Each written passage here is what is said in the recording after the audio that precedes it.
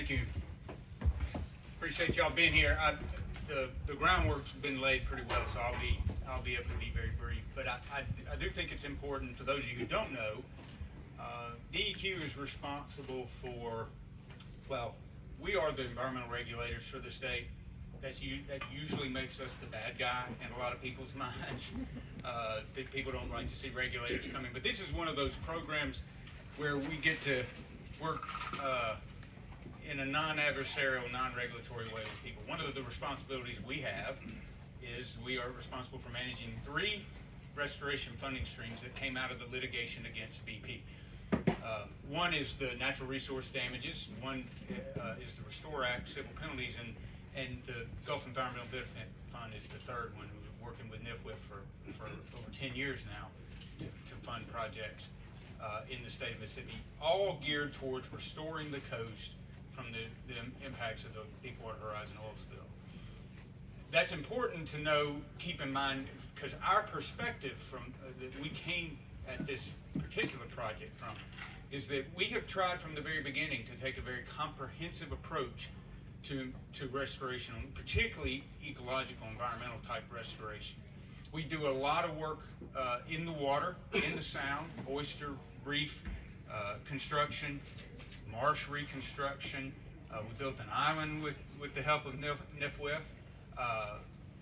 We do a lot of living shoreline type work, a lot of stuff that folks don't necessarily see, can't see when they're riding up and down Highway 90, but it's out there. But all of that, we also recognize that what's good for oysters is good water quality. We are the water quality agency by background. And we know that the things that we recognized early in our program, that anything that we could do to help conserve and protect and restore inland, those benefits literally flow downstream and trickle down. And so the oyster work, the living shoreline work, the sea turtle work, the marine mammal work that we're doing out in the saltwater is impacted by what happens in the upper reaches of these watersheds. And so this funding is a once-in-a-life opportunity, hopefully once-in-a-life opportunity, but it provided an opportunity from a funding standpoint to accomplish some things that the state of Mississippi, and particularly the coast, has wanted to accomplish for a long time. And for us to be able to help expand upon the work that's been done by others, the land trust and the conservation groups, various conservation groups that had decades of experience working in these watersheds. For us, we're kind of the Johnny come latelys. We recognize that, but we come with a big fat check, and so we're very proud to be able to participate in that regard. I don't think it can be overstated, and it's been mentioned a couple of times how complex this transaction was.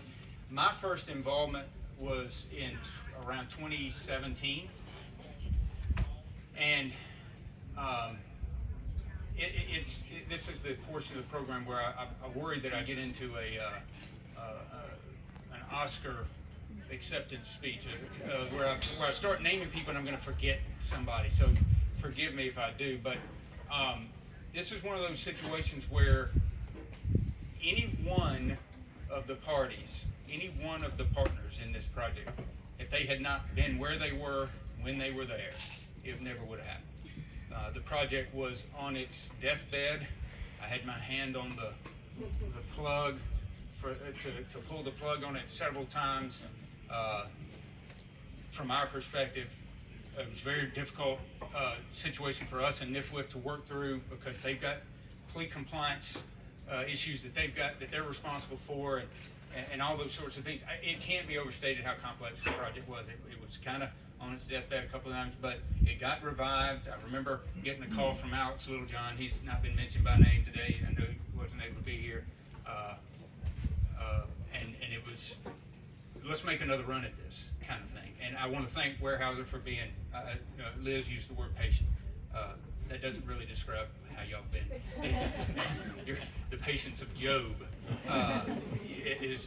doesn't begin to touch it. But we very much appreciate your willingness to keep the dream alive, so to speak, as we work through those issues.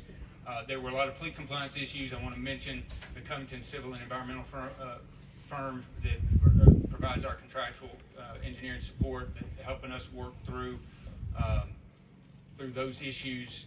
I want to thank the Balch and Bingham firm on the legal side. Two of our staff, I want to mention that Melanie Green in the back is with us. She's been the accounting director for our Office of Restoration since its inception. Valerie Alley was not able to be here today. She's the program side manager. And Andy Thomas.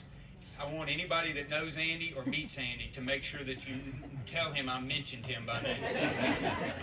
We've got a puppet mock-up of him somewhere because he wasn't able to be here today. But it was a real tragedy for him not to be here, because he and along with John Rice and Bradley Ennis and others at Boston Bingham, from our perspective, helped get this thing across the finish line, dealing with some typical land transaction issues, but some very novel legal issues that came up. I wake up at night thinking with the term "pore space" in my brain, and I have nightmares about it. But the point being that we were able to work all of those things out, and all's well that ends well. And I couldn't be prouder of the work that my staff has done, our team, everybody. Like I said, any one of these partners that have been involved in this project, had they not been where they, in the right place at the right time, we wouldn't all be here today. So, thank y'all for being here. I hope, like Dr. Berger said, if you can take the tour, see the property. It's a beautiful piece of property, and I can't wait to see what Mississippi State. Oh, by the way, I should have mentioned I'm a Mississippi State grad. I'm just an engineer.